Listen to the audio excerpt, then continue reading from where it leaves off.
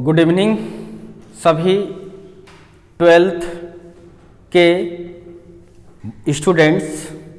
जैसा कि आप लोग को पता है कि मॉडर्न फिजिक्स चल रहा है और इसमें से एटम चल रहा है। इसमें से हम लोग एटॉमिक मॉडल के बारे में पढ़ रहे हैं और हमने डाल्टन का एटॉमिक मॉडल पढ़ लिया, जे थॉमसन का एटॉमिक मॉडल पढ़ लिया, फिर रदरफोर्ड का एटॉमिक मॉडल पढ़ लिया और अब हम लोग कल पढ़े थे बोर्स का एटॉमिक मॉडल। और उसमें एक बात यह लिख दिए थे कि इलेक्ट्रॉन उसी ऑर्बिट में घूमेगा जब उसका एंगुलर मोमेंटम nh/2π के बराबर होगा। ये nh/2π mvr = nh/2π के बराबर होगा। यह चीज बोर ने कल्पना किया, मन से बता दिया, उसका प्रूफ नहीं दे पाया, लेकिन बाद में डी ब्रॉगली साहब ने इस चीज को प्रूफ भी कर दिया है, जो कि आपके सिलेबस में नहीं है। तब फिर भी प्रूफ करके आज बताते हैं कैसे mvr यानी एंगुलर मोमेंटम जो है nh/2π के बराबर होता है। क्योंकि बच्चों ये बहुत इंपॉर्टेंट चीज है कि इलेक्ट्रॉन हर जगह नहीं घूम सकता है। जहां ये एंगुलर मोमेंटम h/2π के और nh/2π के बराबर होगा तभी वो घूमेगा, अदरवाइज नहीं घूमेगा। यानी न्यूक्लियस है ये, या तो यहाँ घूमेगा या तो यहाँ घूमेगा या तो यहाँ घूमेगा। ये क्यों? क्योंकि इस जगह पर एंगुलर मोमेंटम जो है इलेक्ट्रॉन्स का वो nh/2π के बराबर हो जाता है। यहाँ पर भी होगा, यहाँ पर भी होगा, और ऐसा सिचुएशंस में एनर्जी बाहर नहीं निकालता है, जिसके कारण एनर्जी जब बाहर निकालेगा ही नहीं, एक्सेलरेट मोशन में होने के बावजूद भी एनर्जी बाहर नहीं निकालेगा। ये कंडीशन अगर मेंटेन करता है तो ये घूमते रहेगा। जबकि रदरफोर्ड ने कहा केवल घूमता है, जब घूमेगा एक्सेलरेट मोशंस में चार्ज पार्टिकल तो एनर्जी निकालेगा इलेक्ट्रोमैग्नेटिक वेव के फॉर्म में। लेकिन अगर यह चीज को मेंटेन करता है तो एनर्जी बाहर नहीं निकालता है। देखते हैं, जैसे बच्चों सबको पता है कि ग्रेविटी किसी भी बॉडी को पृथ्वी अपनी ओर खींचती है, तो अच्छी बात है। अगर आप ग्राउंड फ्लोर पर है, इसको कक्षा बोलते हैं। कक्षा मतलब जहां इलेक्ट्रॉन्स रह रहा है वो कक्ष है। नहीं, जैसे हम कहते हैं ना ये मेरा सोने वाला कक्ष है, ये पढ़ने वाला कक्ष है, तो मान के चलो यहाँ पर हम लोग रह सकते हैं फर्स्ट फ्लोर पर, तो नहीं गिरेंगे, इसके बीच में रहेंगे। इसके बीच में रहेंगे तो ग्रेविटी खींच लेगा। इलेक्ट्रॉन के बात नहीं कर रहे हैं हम लोग के बारे में। हम लोग यहाँ रह सकते हैं, या तो यहाँ रह सकते हैं, या तो यहाँ रह सकते हैं। उसी टाइप से इलेक्ट्रॉन्स भी या तो यहाँ घूम सकता है, या तो यहाँ घूम सकता है, या तो यहाँ। क्यों? यहाँ पर ये इसके बराबर होता है, इसीलिए ऐसा पॉसिबल है। आज हम प्रूव करते हैं। देखिए किस तरह से डी ब्रॉगली ने प्रूव किया है इसको। तो हम लोग लिखते हैं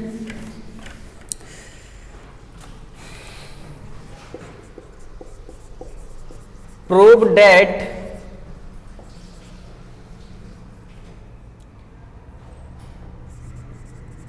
angular momentum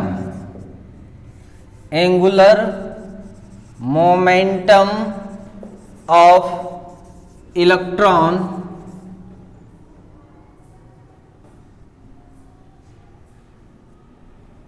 is integral multiple of h/2π। साबित करें कि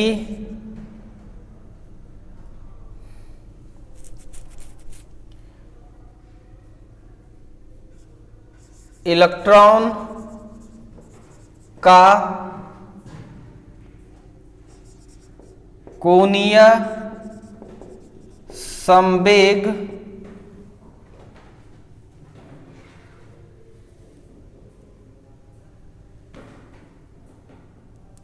h/2π के पूर्ण गुणज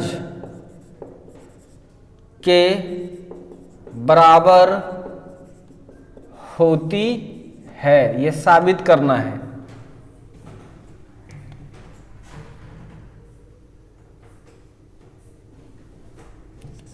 That is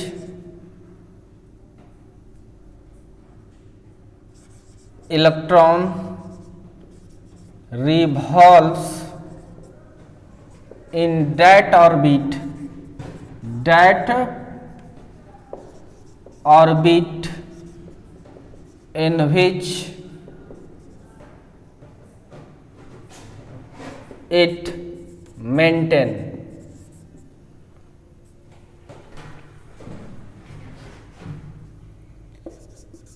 अर्थात इलेक्ट्रॉन उस कक्षा में घूमेगा जिसमें ये मतलब यही कोणीय संवेग NH/2π के बराबर होगा पूर्ण गुणज के। ये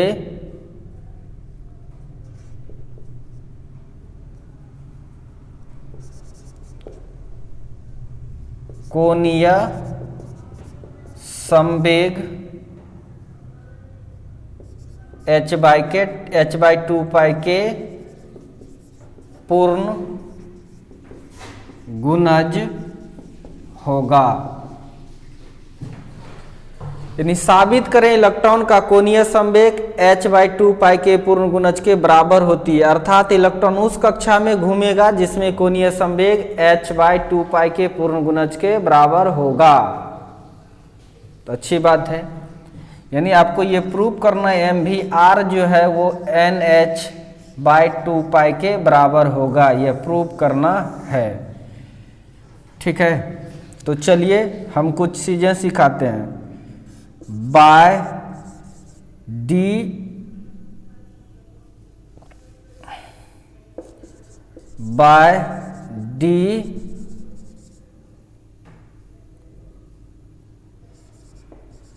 लीज हाइपोथेसिस।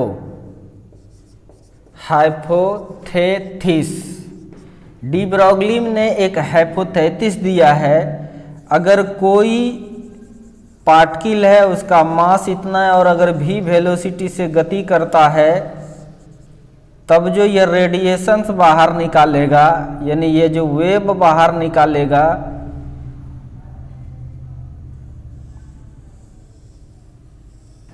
उसका लेमडा जो है वो H/2π के बराबर होगा, H/mv के बराबर होगा। यह डी ब्रॉगली का हाइपोथेसिस है। अगर कोई भी पार्टिकल, अगर m मास का पार्टिकल भी वेलोसिटी से अगर गति करता है तो वह जो रेडिएशंस निकालता है उसका वेवलेंथ जो है वो प्लैंक्स कांस्टेंट बाय मोमेंटम के बराबर होता है। और एक चीज हम लोग जानते हैं, फॉर कंस्ट्रक्टिव इंटरफेरेंस, जब दो वेव सुपरइम्पोज करता है एक दूसरे से सेम फेज में तब कंस्ट्रक्टिव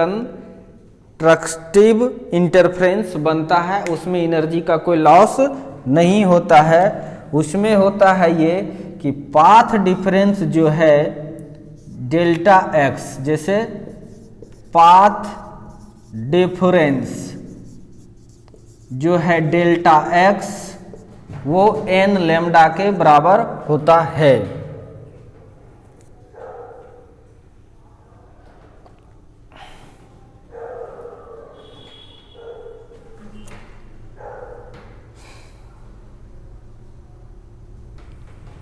पाथ डिफरेंस जो है वो n लैम्डा के बराबर होता है।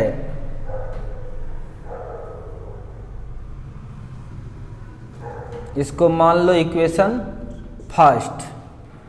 अब अगर कोई ये न्यूक्लियस है और यहाँ इलेक्ट्रॉन्स चक्कर काट रहा है, यहाँ से चलना स्टार्ट किया इस तरह से, चूंकि इलेक्ट्रॉन्स का मास भी होता है और वेलोसिटी भी होता है, मोमेंटम भी होगा इसका, तो ये ऑब्वियसली है वेवलेंथ क्रिएट करेगा। तो पूरा अगर यहाँ से लेके घूमते घूमते ये यहाँ तक आता है तो इसका पाथ डिफरेंस जो है वो कितना हो जाएगा 2πr, और ये जो पाथ डिफरेंस हो जाएगा 2πr, अगर इसकी रेडियस कितना है r है और कंस्ट्रक्टिव हो रहा है तो एनर्जी बर्बाद नहीं होगा। तो इसको हम लोग लिख सकते हैं क्या, n लैम्डा। तो इस तरह से हम लोग यहाँ से लैम्डा को बाहर करके हम लोग लिख सकते हैं 2πr/n, equation second from equation first and second. एक और दो से लैम्डा लैम्डा इक्वल, तो ये दोनों इक्वल हो जाएगा। h/mv इज इक्वल टू लिख सकते हैं 2πr/n। तो ऐसा करते हैं, h दिए, या चलो n को इधर लेके चले आए, h दिए बाय नीचे 2π ले लेते हैं इज इक्वल टू mvr। ये प्रूफ हो गया, PROVD प्रूव्ड। कोई दिक्कत? यानी साबित करें कि इलेक्ट्रॉन का कोणीय संवेग h/2π के पूर्ण गुणज के बराबर होती है, अर्थात इलेक्ट्रॉन उस कक्षा में घूमेगा जिसमें कोणीय संवेग h/2π के पूर्ण गुणज होगा, यानी mvr is equal to nh/2π। यही साबित करना है, साबित कर दिए। आप जल्दी से इसे लिखिए, जल्दी से लिखिए। चलो आप लोग, चालू है ना, तो चलते हैं, मिटा दूं।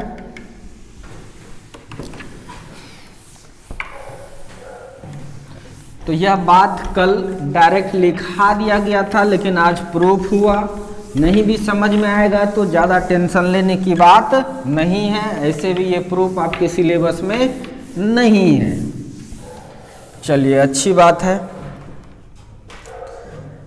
अब हम लोग बोर्स का एटॉमिक मॉडल पढ़ रहे हैं और हम लोग को पता चल गया है कि इलेक्ट्रॉन फिक्स ऑर्बिट में फिक्स एनर्जी के साथ घूमेगा। तो घूमेगा जो, तो वेलोसिटी कितना होगा ये भी निकालना है, रेडियस कितना होगा ये भी निकालना होगा, और हर ऑर्बिट में एनर्जी कितना होगा ये भी निकालना है। ये तीन तीन चीजें हमको निकालना है। रेडियस भी निकाल लेते हैं, सब कुछ निकाल लेंगे एक एक करके। चलिए, तो हेडिंग लगाइए, रेडियस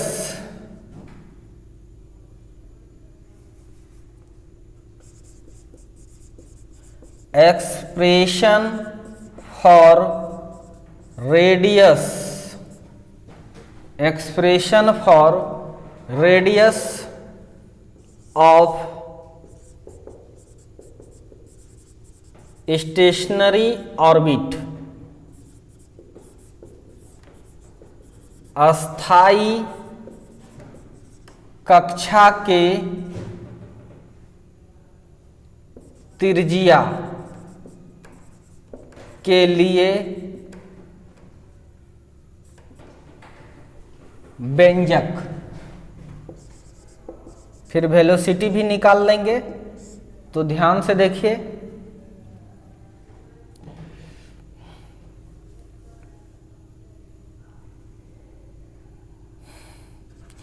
एक फिगर बनाते हैं, ये न्यूक्लियस है और ये चक्कर लगा रहा है, कोई यहाँ से लगाएगा कोई यहाँ से लगाएगा। तो एक रेडियस निकालेंगे हम लोग।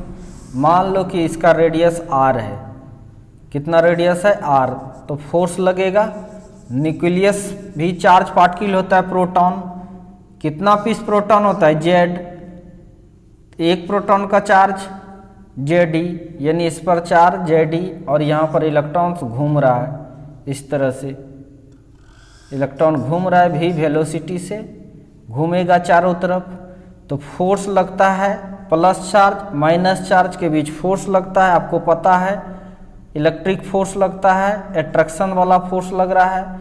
यही फोर्स सेंटर की ओर लगता है और ये सेंट्रीपिटल फोर्स प्रोवाइड करता है।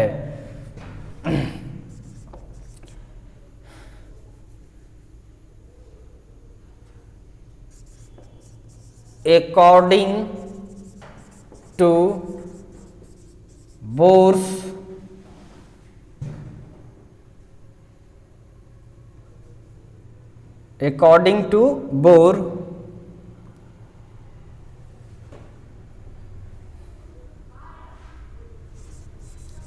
electrostatic force provides the centripetal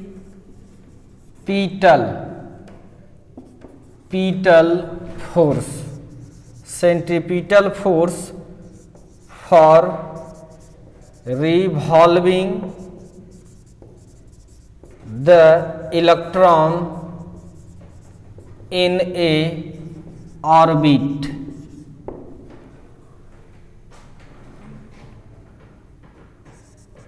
bore के अनुसार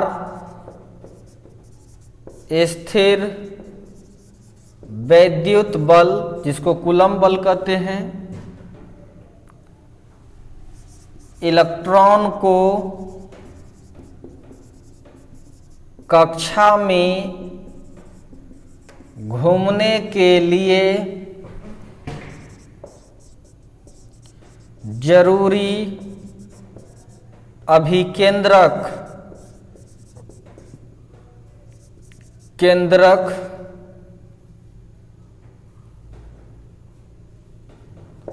बल प्रदान करता है। यानी हम लिख सकते हैं सेंट्री यानी इलेक्ट्रोस्टैटिक फोर्स ही है जो सेंट्रीपिटल फोर्स प्रोवाइड करता है। हिंदी है स्थिर वैद्युत बल और इसका अभिकेंद्रक बल। अच्छी बात है।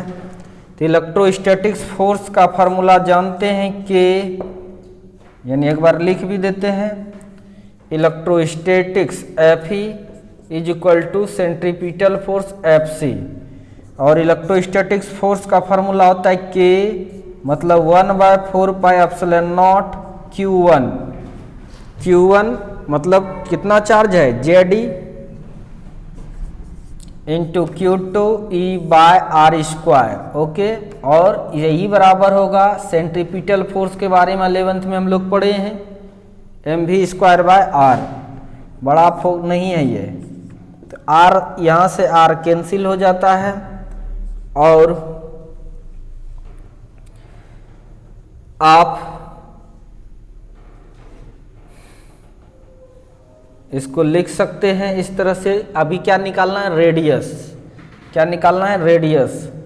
तो चलते हैं यहाँ पे, रेडियस को यहाँ से फ्रीडम करो और Ze², कोई दिक्कत नहीं, 1/4πε0 नीचे by mv² is equal to ये r आ जाएगा इस तरह से। अभी और इसको आगे बढ़ा सकते हैं हम लोग। देखिए, देखते जाइए। इक्वेशन मान लिए फर्स्ट, अभी तुरंत सीखे। वी नो, हम लोग जानते हैं, और mv/r is equal to nh/2π। Equation मान लो, या इसको और कर सकते हैं, r का वैल्यू यहां से निकाल लीजिए।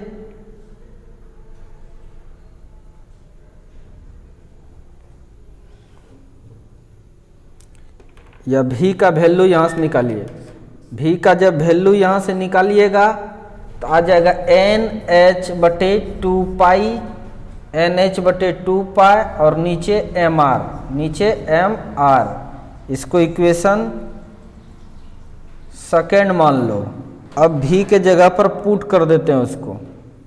देखिए समीकरण फर्स्ट में सेकेंड का मान रखने पर, तो ये है सेकेंड इक्वेशन, इसमें मान रख रहे हैं 1/4 pi epsilon naught Z E square, कहीं कोई दिक्कत नहीं है, m था m दिए, और v के जगह पर आप ये पुट कीजिए NH/2 पाई m r और इसका स्क्वायर, v स्क्वायर हो गया इज इक्वल टू क्या हो जाएगा r।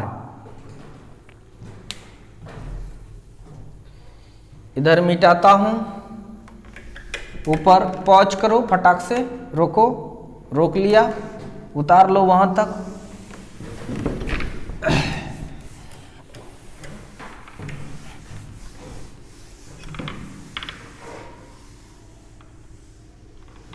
मान भी रख ही दिए हैं, इसकी भी कोई ज़रूरी नहीं है।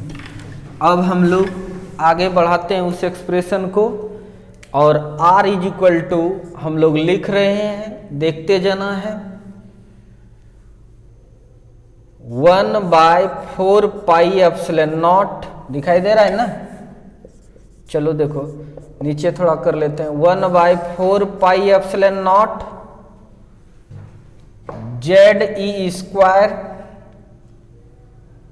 बाय m, स्क्वायर है तो लिख सकते हैं n square h square by 2 का मतलब square 4 pi square m square r square, हाँ इतना।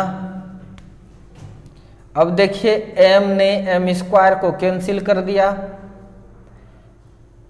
पाई स्क्वायर और पाई कैंसिल हो गया, ये 4 और 4 कैंसिल हो गया। इस तरह से r is equal to Z E square by epsilon naught n square h square, और जो रेस्ट टर्म है ये सब ऊपर चला जाएगा, तो पाई ऊपर आएगा, m आएगा और r स्क्वायर, तो ये और ये कैंसिल। इस तरह से E naught n square h square इधर लेके चले आए ना, कुछ तो 1 बचा नहीं इधर, यहाँ इसको लेके चले आए, z है z दिए, ई स्क्वायर है ई स्क्वायर दिए, पाई m इज इक्वल टू क्या हो गया r, यानी r आपका रेडियस निकल गया, एप्सिलॉन नॉट, या इस तरह से लिखते हैं n square h square epsilon naught by Z E square pi m, it is the formula of radius.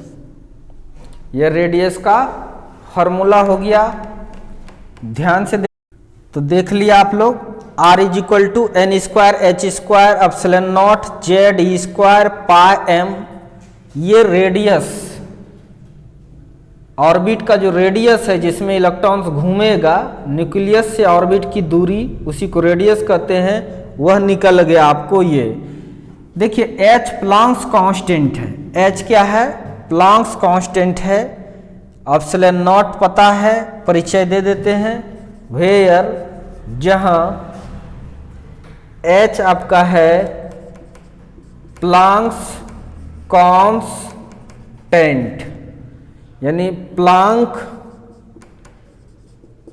नियतांक, और आपको पता ही है एप्सिलॉन नॉट के बारे में, परमिटिविटी ऑफ फ्री स्पेस, मुक्त आकाश की विद्युतशीलता, और n क्या है, नंबर ऑफ ऑर्बिट, इलेक्ट्रॉन जिसमें घूमेगा उसकी संख्या है ये, और z पता है एटॉमिक नंबर, एटॉमिक नंबर परमाणु संख्या, ये क्या है, कक्षा की संख्या, और Z क्या है आपका? परमाणु संख्या। परमाणु संख्या तुम्हें बताता है कितना प्रोटॉन है न्यूक्लियस में। ज्यादा प्रोटॉन वाला न्यूक्लियस की परमाणु संख्या ज्यादा होगा। और पाई के बारे में सब जानता है। m है मास। m क्या है? मास ऑफ इलेक्ट्रॉन, जो मूव कर रहा है, नहीं, इलेक्ट्रॉन का द्रव्यमान। इलेक्ट्रॉन का द्रव्यमान। चलिए, अच्छी बात है। मास भी हो गया और चार्ज पता है आपको। E क्या है? Magnitude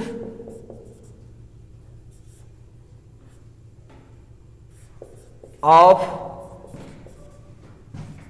charge on electron.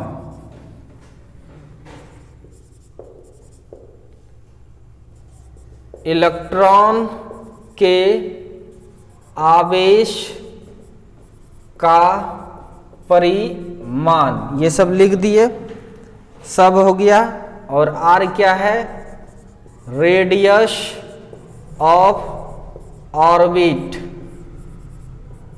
कक्षा की त्रिज्या। तो सब चीज के बारे में आई होप आपको लिख ही दिए। इस तरह से आपने रेडियस निकाल लिया।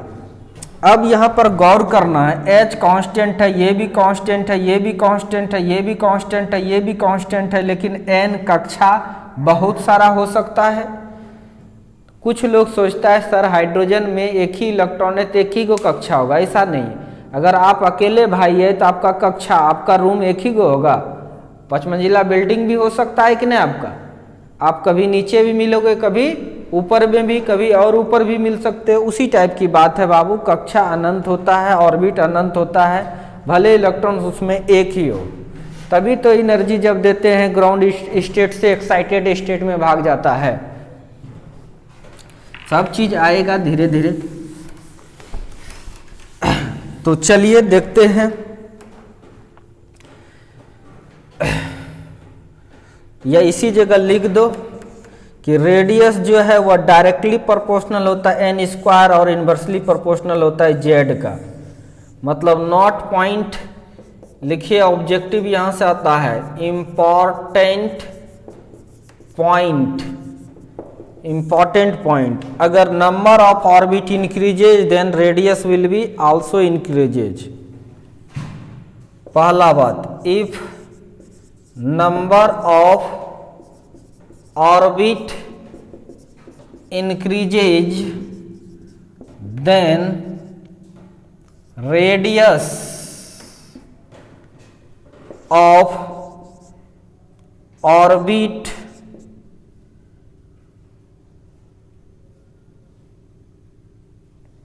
increases by square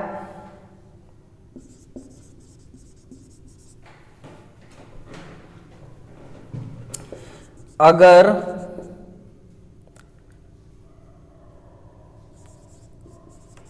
कक्षा की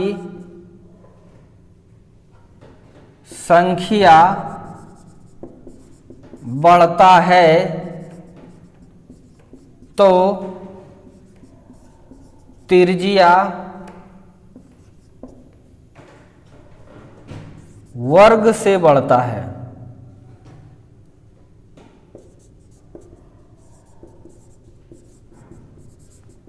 इसका मतलब ये है कक्षा अगर 2 कर दिए त्रिज्या 4 गुना से बढ़ जाएगा। अगर कक्षा 3 कर दीजिएगा त्रिज्या 9 गुना से बढ़ जाएगा। कक्षा 4 कर दीजिएगा तो त्रिज्या 16 गुना से बढ़ जाएगा। यानी इससे साफ साफ ये हो रहा है कि अगर यदि ये न्यूक्लियस है, पहला कक्षा दिए तो यहाँ पर है, अगर कक्षा दूसरा दीजिएगा 2 दूना 4, तो इसकी रेडियस अगर ये है इतना सा, तो आप समझ जाइए आपने डबल कर दिया तो ये 4 गुना से बढ़ जाएगा रेडियस। यानी 1 2 देखना 1 2 3 4, यानी दूसरा यहाँ पर होगा। तीसरा अगर 3 कर दिए तो 9 गुना से 1 2 3 4 5 6 7 8 9, तो वहां से घूमेगा यहां से। लेकिन आदमी क्या करता है, दाएं दाएं इस तरह से बना देता है, जो कि गलत है। समझ में आ रहा है कि नहीं? तो ठीक है, समझ में आ गया आप लोग को। यह नहीं कि कोई न्यूक्लियस बना दिए उसके बाद ये है, दूसरा ये है, तीसरा ये, ऐसा नहीं होता। यह जो गैपिंग है ये बढ़ते चला जाता है और बहुत बढ़ता है। अगर पहला ऑर्बिट यहाँ है, अगर दूसरा दीजिएगा तो 2 दुना 4 गुना से रेडियस बढ़ना चाहिए, तीसरा में 9 गुना से, चौथा में 16 गुना से, यानी बहुत बड़ा डिस्टेंस होता है। यानी पहला बहुत नज़दीक में घूमता है, दूसरा बहुत दूर रहता है। और जैसे जैसे एटॉमिक नंबर बढ़ेगा, दूसरा बात ये भी याद रखना, जैसे जैसे एटॉमिक नंबर बढ़ेगा बाबू तो रेडियस घटेगा। यानी एटॉमिक नंबर बढ़ेगा मतलब न्यूक्लियस में प्रोटॉन्स की संख्या अगर ज़्यादा है तो उसकी ऑर्बिट नज़दीक नज़दीक होगा। ऐसे भी समझो न्यूक्लियस जो है इलेक्ट्रॉन को खींचता है सेंटर की ओर, ज़्यादा भाग नहीं पाएगा, ज़्यादा दूर से नहीं घूमेगा। तो ऑब्वियसली है रेडियस ये सब पूछता है।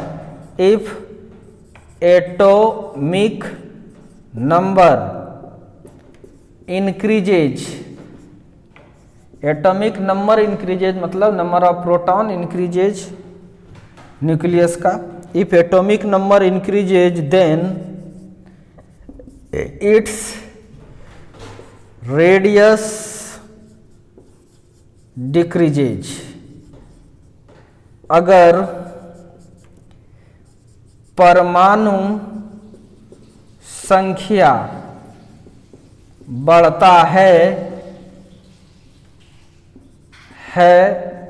तो त्रिज्या घटता है। यही सब ऑब्जेक्टिव में पूछवे करता है। तो ये फॉर्मूला आपने आई होप याद कर लिया। तो मिटाता हूं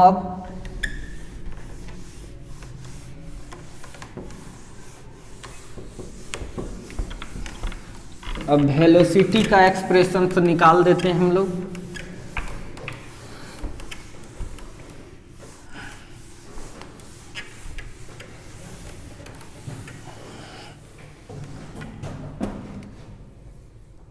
लिखिए एक्सप्रेशन ऑफ वेलोसिटी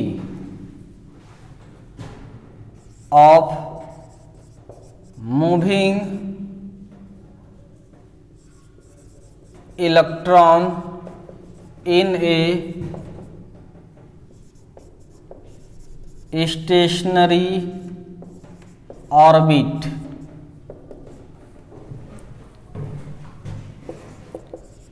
स्थिर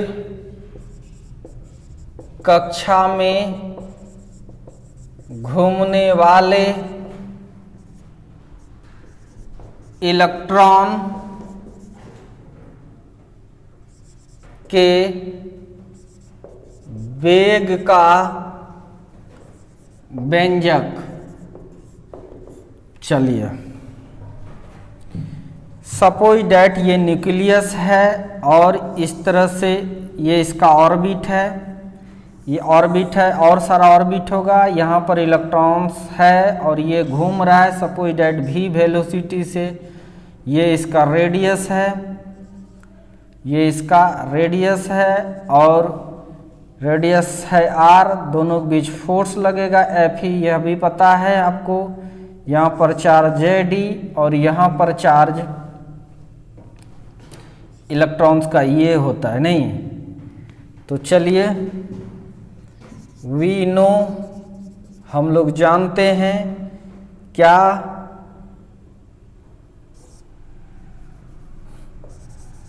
इलेक्ट्रोस्टैटिक फोर्स जो है वो सेंट्रीपिटल फोर्स के बराबर होता है।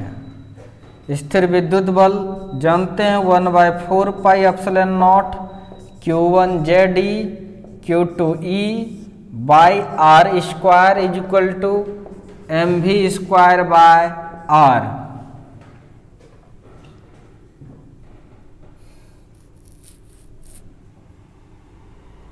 इक्वेशन मान लेते हैं फर्स्ट।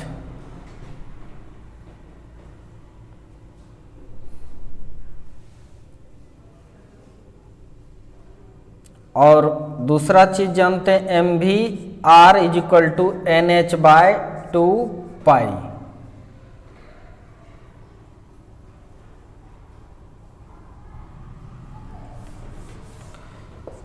ये now M V R is equal to N H by 2 pi, ये भी जानते हैं। तो चलते हैं यहाँ पर हम लिख सकते हैं एम स्क्वायर भी, सॉरी इस तरह से लिख रहे हैं हम।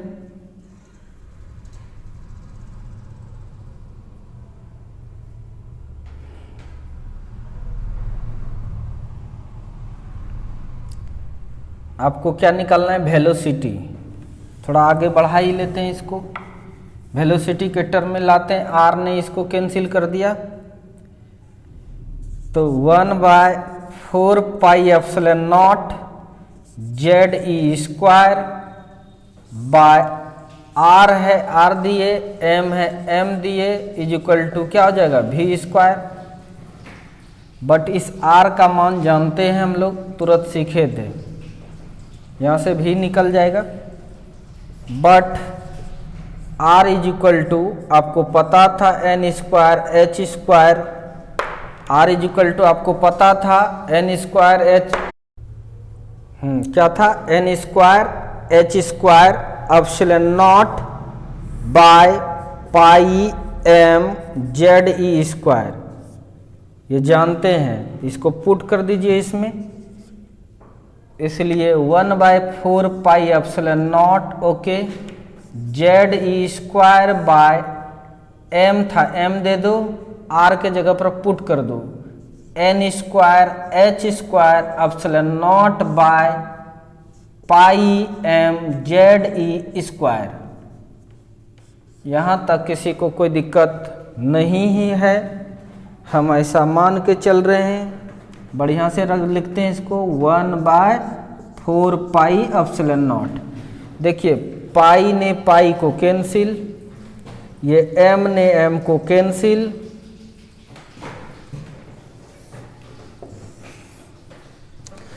एम ने एम को कैंसिल कर दिया। अब चलते हैं, बाद में देख लेंगे। चलिए ऊपर में क्या है, ये किसके बराबर आ रहा है, ये किसके बराबर है, ये वी स्क्वायर के। किसके बराबर है, ये वी स्क्वायर के।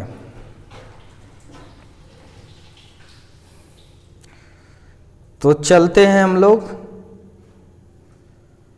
यहाँ पर जेड ई स्क्वायर या वी स्क्वायर बराबर ही लिखते हैं Z E square, Z E square, ये भी ऊपर चला जाएगा।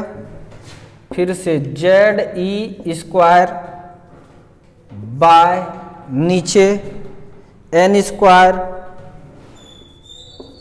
H square epsilon naught into epsilon naught, epsilon naught का स्क्वायर इतना है, कहीं कोई दिक्कत नहीं है।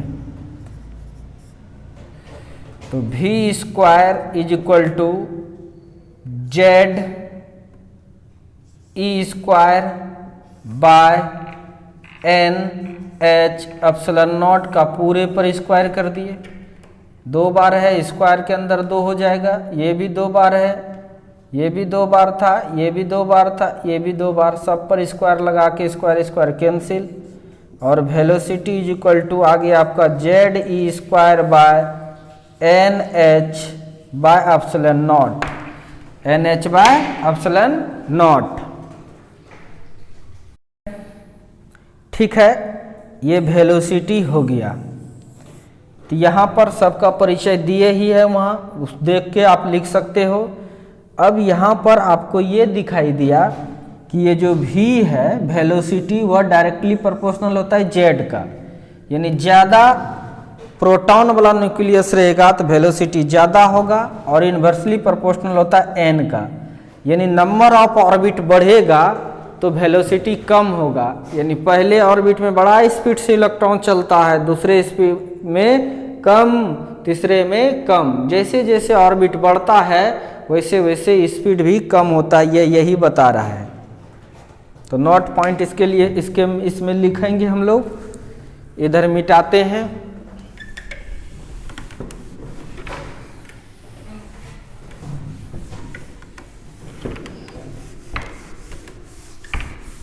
मिटाते हैं इधर और लिखते हैं नोट पॉइंट के तौर पर हम लोग,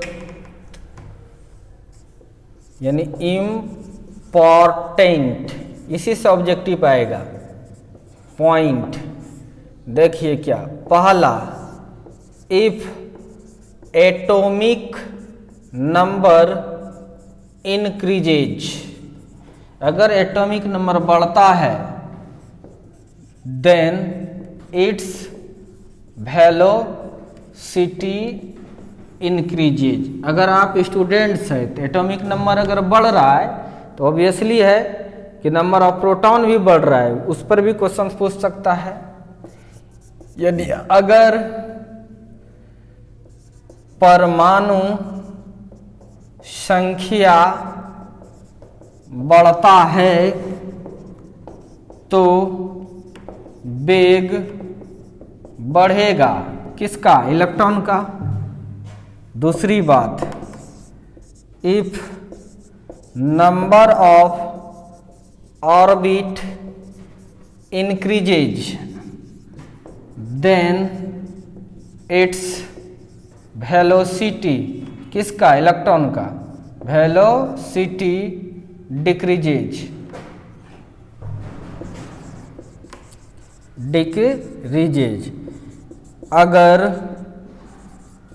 कक्षा की संख्या बढ़ता है, यानी पहले में न घूम के चौथा में घूम रहा है तो कम वेलोसिटी से घूमेगा, बढ़ता है तो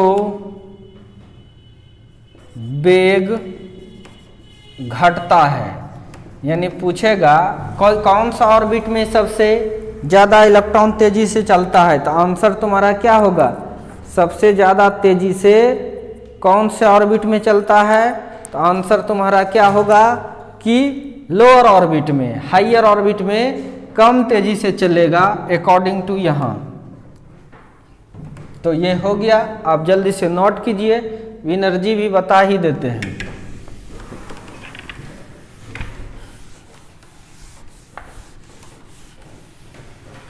और एनर्जी भी आपको बता ही देते हैं, घबराने की कोई बात नहीं है। भाई इलेक्ट्रॉन जब घूमता है तो उसकी एनर्जी भी तो होगा, टोटल एनर्जी निकाल लेते हैं।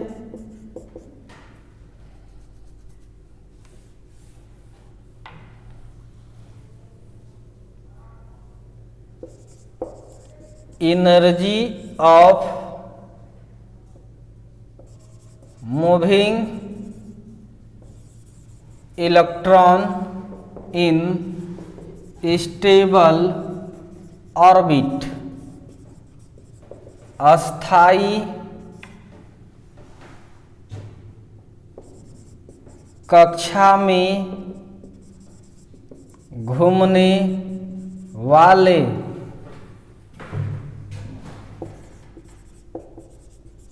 इलेक्ट्रॉन की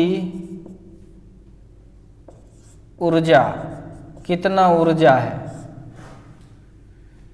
तो बच्चों ध्यान दीजिए, यह न्यूक्लियस है और यहाँ पर चार्ज न्यूक्लियस का जेड होता है, कोई इलेक्ट्रॉन्स घूमेगा और यह इसका रेडियस है। मान के चलो ये घूम रहा है, ये इलेक्ट्रॉन्स भी वेग से घूमता ही है इस तरह से, तो इसका पास एनर्जी कितना होगा?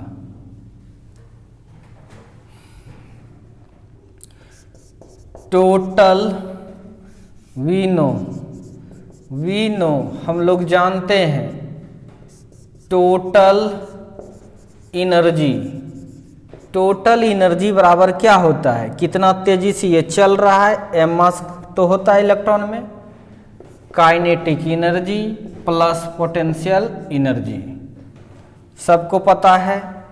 तो चलते हैं हम लोग। Kinetic energy half mv² plus potential energy का फॉर्मूला, दो चार्ज को r डिस्टेंस पर रखते हैं तो Q1 कितना, यानी Q1 Q2 बाय r, यानी K Q1 Q2 by r होता है कि नहीं, बोलिए होता है सर। तो K का value 1/4πε0 Q1 ZE Q2 minus E। Potential scalar quantity है, प्लस माइनस का ध्यान रखना पड़ता है। फोर्स में हम लोग केवल मैग्नीट्यूड चार्ज का यूज करते हैं। तो यह बात हम लोग को पता है। जैसा रूप इसका है उसी तरह से इसका भी रूप लाने की कोशिश करेंगे। तो ये हो रहा है आपका क्या, टोटल एनर्जी। तो इक्वेशन मान लो इसको फर्स्ट। नाउ या बट एक चीज हम लोग ये भी जानते हैं, एम भी आर इज इक्वल टू क्या होता है बाबू, NH/2π, NH/2π।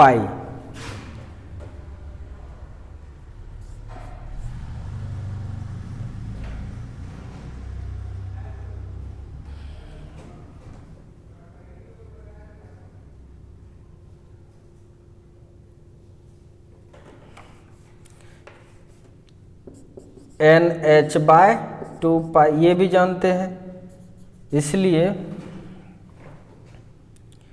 हम इस तरह से कर रहे हैं, भी यहां से निकालते हैं।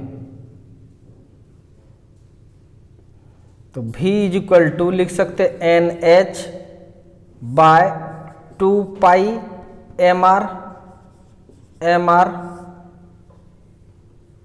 ओके, इस तरह से V इज इक्वल टू हम लिख सकते NH/2πm, और R का वैल्यू हम लोग अभी तुरंत सीखे हैं।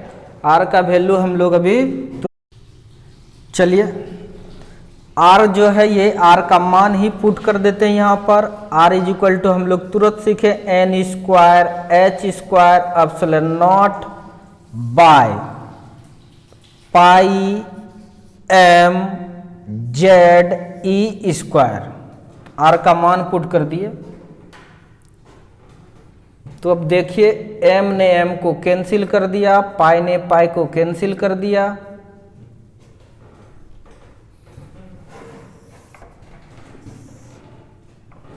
अब चलिए, दिक्कत है, इधर मिटाते हैं।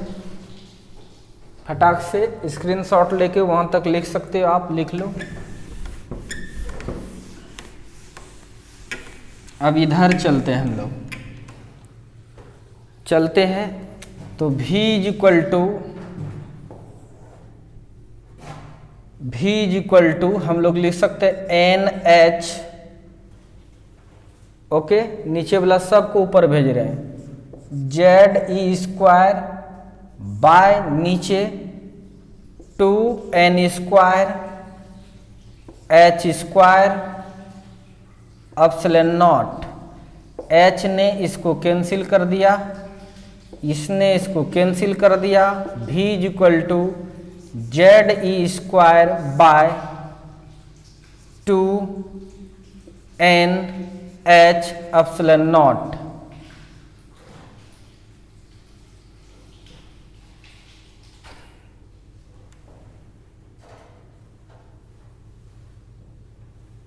यहाँ तक कोई दिक्कत नहीं है, यहाँ तक कोई दिक्कत नहीं है।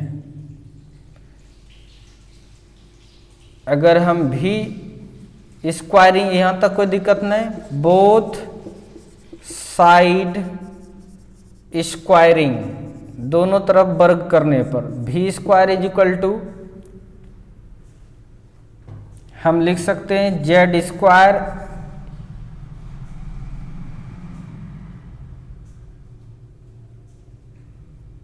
Z² E², Z² E²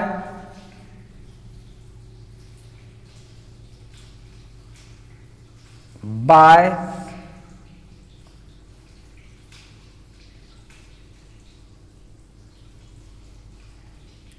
four N square H square epsilon naught. इसमें किसी कोई दिक्कत नहीं है। अगर इसको यहाँ पर पुट कर देते हैं, इसको यहाँ पर पुट कर देते हैं, सॉल्व कीजिएगा, आपको आंसर आ सकता है, आ ही जाएगा। चलिए ठीक है, चलिए देखिए फिर से निकालते हैं टोटल एनर्जी। थोड़ा वो मिस्टेक था। मिस्टेक क्या हो रहा है, बहुत लंबा प्रोसेस हो रहा था, बहुत बड़ा होता, यहाँ शॉर्ट में ही निकल जाएगा। काहे कि हम लोग भी निकाल चुके थे, फिर से हम लोग भी निकाले। भी पहले जानते हैं, आर भी जानते हैं, डायरेक्ट मन पुट करेंगे तो जल्दी होगा, नहीं तो सब निकाल रहे थे हम लोग, उतना निकालने की ज़रूरत नहीं है। टोटल एनर्जी का ये इक्वेशंस आया और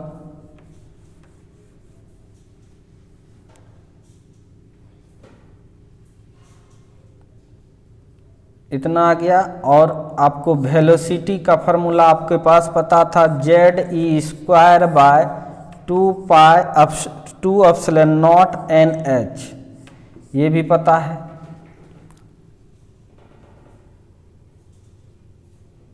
इक्वेशन मान लो इसको सेकेंड। और आर भी पता है आपको, लंबा ऐसा N square H square epsilon naught pi M Z E square, ये भी इक्वेशन थर्ड। पुट कर दो, इसमें मान जल्दी बनेगा समीकरण। नहीं तो हम लोग भी निकाले फिर आर निकालते, पता चलता 2 4 10 पेज चला जाएगा, नहीं। इसलिए शॉर्ट में, चूंकि ये एक बार निकाल चुके हैं, ये भी निकाल चुके हैं, इस्तेमाल कर लेते हैं।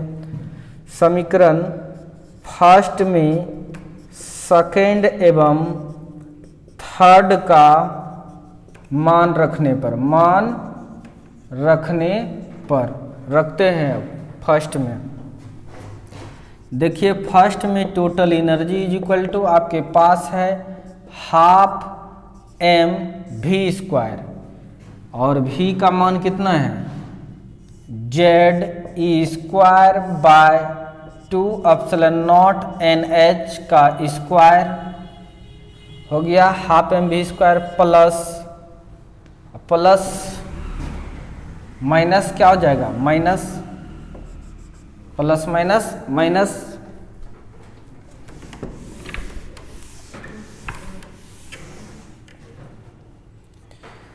तो चलिए, इधर है आपका 1/4 pi epsilon naught okay into Z E square by, नीचे आर है, आर का मान ही पुट करो, N square H square epsilon naught by pi M Z E square. इस तरह का कैलकुलेशंस आ रहा है आपके पास। तो यहाँ पर आप लिख सकते हैं total energy is equal to half M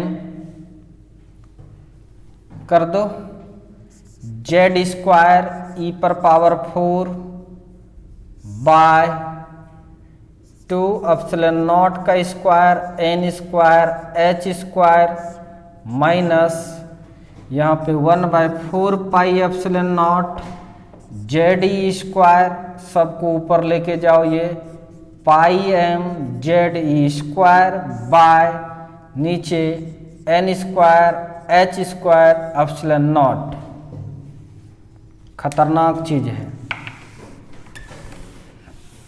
इसको मिटाता हूं, अब काम हो गया है। पहले भी प्रोसेस गलत नहीं था हम लोग का, हम लोग जो बना रहे थे वो बिल्कुल सही था, लेकिन फिर से रेडियस भी निकाल रहे थे हम लोग, वेलोसिटी भी निकालना होता, तब रखते 4-5 पे चला जाता।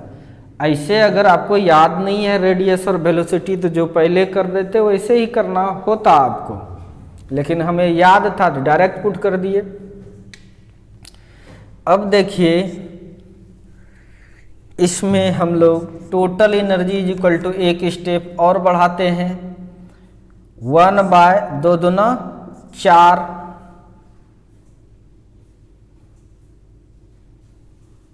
ठीक है।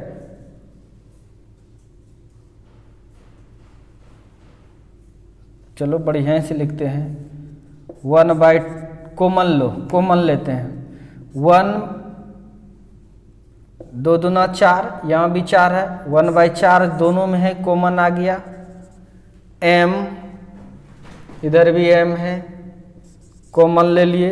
z², इधर भी z और z² कॉमन आ गया। e⁴, यहाँ भी 2 2 4, e⁴ कॉमन ले लिए। बाय नीचे देखो, ये 2 तो यहाँ चला आया है, ε0 का स्क्वायर, 1 ε0 1 ε0, 2 बार यहाँ भी है, कॉमन आ गया। n², यहाँ भी है, यहाँ भी है, कॉमन आ गया। h², यहाँ भी है, यहाँ भी है, कॉमन हो गया। और इधर बचा क्या, ये इसका सब टर्म ही कॉमन आ गया है, बचा 1 माइनस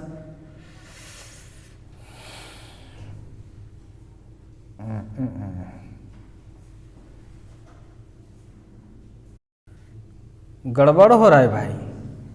ओ देखिए यहाँ पर छूटा है, स्क्वायर किए तो 2 का स्क्वायर 4 हो जाएगा ना भाई, तो 4 कॉमन लिए तो यह वह 2 तो छूट ही गया। देखो 4 है, 4 कॉमन आ गई, यह वाला 2 1/2 तो कहीं कुछ नहीं है, 1/2 इधर क्या हो जाएगा 1। तो total energy is equal to बच्चों आपके पास आ गया mz², z वेरिएबल है, बाहर करते हैं, z² m e⁴, 1 में आधा घटेगा तो माइनस आधा,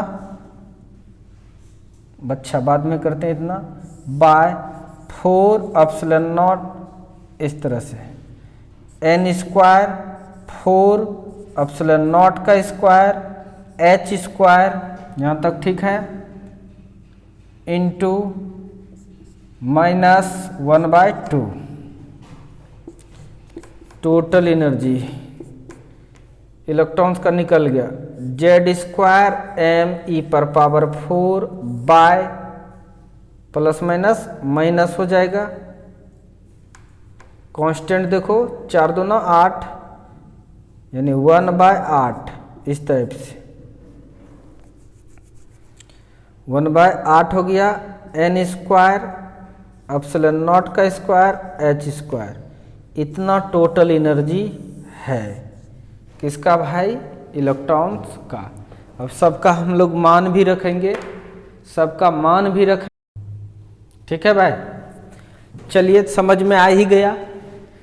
तो अगर आपको एग्जाम में आता है तो आपको बाबू रेडियस भी निकाले ही थे, वेलोसिटी निकाले ही थे, याद ये सब फार्मूला नहीं रहता है, बड़ा बड़ा फार्मूला है।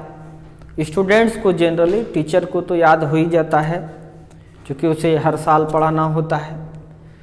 तो आप मेन प्रोसेस सीखिए, प्रोसेस, उसके बाद कैलकुलेशन करने के लिए खुद सीखिए, आपका काम तमाम हो जाएगा। ठीक है, बेस्ट ऑफ लक, तैयारी करते रहिए, फिर आगे बढ़ाएंगे इसको कल।